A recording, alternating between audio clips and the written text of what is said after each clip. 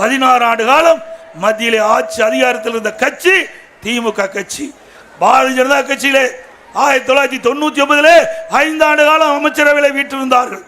5 ஆண்டு காலம் திரு முரசொலி மாறன் அவர்கள் உடல்நிலை சரியில்லாம மருத்துவமனையில் சேர்க்கப்பட்டு ஓராண்டு செயல்பட முடியாமல் இருந்தாங்க. அப்படிப்பட்ட காலகட்டத்தில் கூட பாரதிய ஜனதா அரசாங்கம் கேபினெட் அந்தஸ்துள்ள அமைச்சரை கொடுத்து இலாக்கா இல்லாத அமைச்சராக பார்த்து கொண்டார்கள். அதே போல காங்கிரஸ்ல 5 ஆண்டு காலம் மத்தியிலே ஆட்சி இருந்தீங்க. பாரதிய ஜனதா ஆட்சியில் இருந்தவுடன் அப்படியே அந்தர்பல்ட்டி அடிச்சு காங்கிரஸுக்கு போன கட்சி தான் திமுக கட்சி. பி.பி. சிங் பிரதமராக இருக்கும்போது மத்தியிலே அமைச்சரவையிலே இடம் பெற்றாங்க. ஐ.கே. குஜ்ரால் அவர்கள் பிரதமராக இருக்கும்போது அந்த அமைச்சரவையிலே இடம் பெற்றாங்க. அதுக்கு திரு தேவகவுடா அவர்கள் பிரதமராக இருக்கும்போது அந்த அமைச்சரவை இடம் பெற்றாங்க.